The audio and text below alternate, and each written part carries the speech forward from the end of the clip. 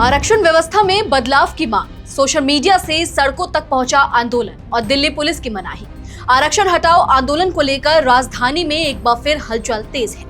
सवाल ये है कि क्या आज जंतर मंतर पर प्रदर्शनकारी फिर जुटेंगे या फिर पुलिस की सख्ती के चलते आंदोलन का रुख बदल जाएगा। आज के इस वीडियो में हम इन्हीं तमाम सवालों पर बात करेंगे। नमस्कार, मेरा नाम है नंदिनी सोनी और आप देख रहे हैं द हिंदी टॉक। दरअसल दिल्ली में आरक्षण हटाओ आंदोलन को लेकर पिछले कुछ दिनों से सोशल मीडिया पर लगातार अभियान चल रहा है।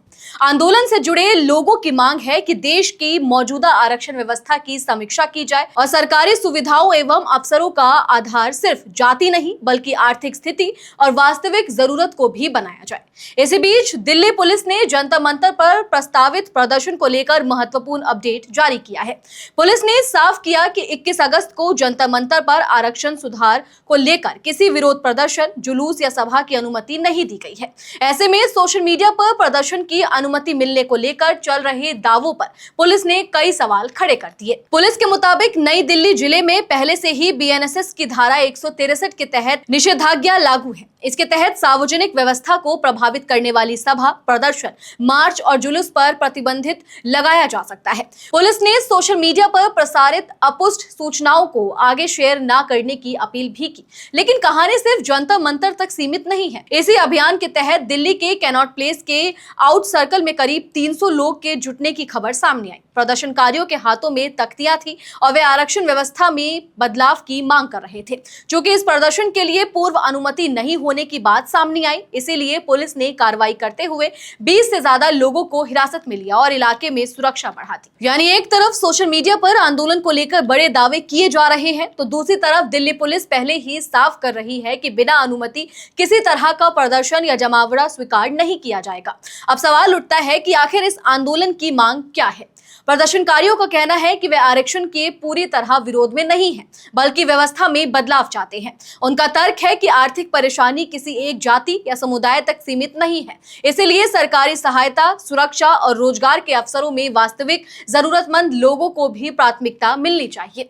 आंदोलन से जुड़े लोगों की प्रमुख मांगों में एससी, एसटी और ओबीसी से जुड़ी नीतियों में क्रीमी लेयर के प्रावधान की समीक्षा, यूजीसी से जुड़े नियमों की समीक्षा और एससी एसटी अत्याचार निवारण कानून में बदलाव जैसे मुद्दे शामिल हैं। यानी आंदोलनकारी सिर्फ एक मांग लेकर सड़क पर नहीं उतर रहे, बल्कि आरक्षण और सामाजिक न्याय से जुड़ी पूरी व्यवस्था की समीक्षा की मांग कर रहे हैं।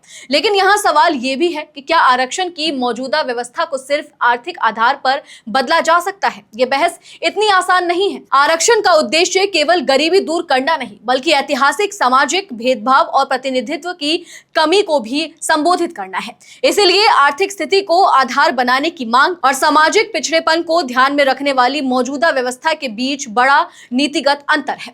और शायद यही वजह है कि यह मुद्दा सड़क से लेकर सोशल मीडिया तक तेजी से बहस का विषय बना हुआ है। इस पूरे अभियान की एक खास बात इसका डिजिटल स्वरूप भी है। आरक्षण हटाओ आंदोलन नाम का इंस्टाग्राम पेज इस अभियान को आगे बढ़ा रहा है और इसके लाखों फॉलोअर्स बताए जा रहे हैं। सोशल मीडिया के जरिए लोगों को जोड़ने, प्रदर्शन की जानकारी साझा करने और आंदोलन को विस्तार देने की कोशिश की जा रही है।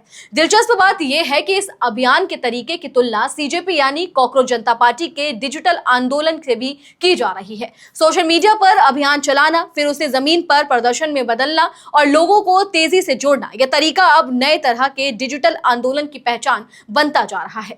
लेकिन दिल्ली पुलिस के लिए चुनौती कुछ और है। राजधानी के संवेदनशील इलाकों में बिना अनुमति भीड़ जुटने से कानून व्यवस्था की स्थिति पैदा हो सकती है। इसलिए पुलिस की कोशिश है कि प्रदर्शनकारियों को निर्धारित नियमों और अनुमति की प्रक्रिया के दायरे में रखा जाए। हालांकि यहाँ एक सवाल सरकार और प्रशासन से भी पूछा जा सकता है। अगर किसी मुद्दे को लेकर हजारों लोग सोशल मीडिया पर अपनी आवाज उठा रहे हैं, तो क्या सिर्फ प्रतिबंध और हिरासत इसका स्थायी समाधान हो सकता है? दूसरी तरफ प्रदर्शनकारियों को भी यह समझना होगा कि लोकतांत्रिक तरीके से अपनी बात रखने का अधिकार कानून और प्रशासन द्वारा तय नियमों के साथ जुड़ा हुआ है। अगर किसी जगह प्रदर्शन की अनुमति नहीं है, तो वहां भीड़ जुटाने से विवाद और कार्रवाई की स्थिति पैदा होना स्वाभाविक है। यानी इस पूरे मामले में दोनों पक्षों के सामने अपनी अपनी जिम्मेदारी है। एक तरफ प्रदर्शनकारी आरक्षण व्यवस्था पर सवाल उठा रहे हैं और बदलाव की मांग कर रहे हैं, दूसरी तरफ प्रशासन कानून व्यवस्था और अनुमति के नियमों का हवाला दे रहा है। ऐसे में असली परीक्षा यही है कि ये बहस सड़क पर टकराव के बजाय नीति और संवाद की मेज तक कैसे पहुंचे। फिलहाल जंतर मंतर को लेकर दिल्ली पुलिस का संदेश साफ है, आरक्षण हटाओ आंदोलन के लिए अनुमति नहीं दी गई है। ऐसे में सोशल मीडिया पर चल रहे दावों के आधार पर जंतर मंतर पहुंचने वाले लोगों को पुलिस कार्रवाई का सामना करना पड़ सकता है। अब देखना यह है कि क्या आंदोलनकारी पुलिस के इस नए अपडेट के बाद अपनी रणनीति बदलते हैं। क्या वे किसी अधिकृत स्थान पर प्रदर्शन के लिए अनुमति लेते हैं या फिर सोशल मीडिया से शुरू हुआ यह आंदोलन एक बार फिर दिल्ली की सड़कों पर दिखाई देता है।